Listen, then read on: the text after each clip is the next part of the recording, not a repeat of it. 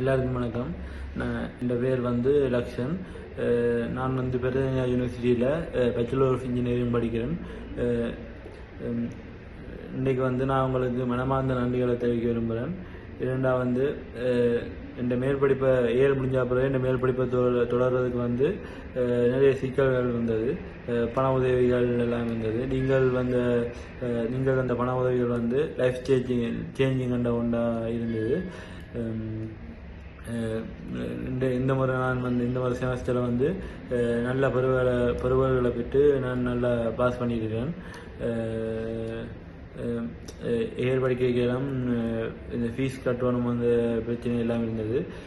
so இப்போ கொஞ்சம் நீங்கள் பண உதவி உதவுறதால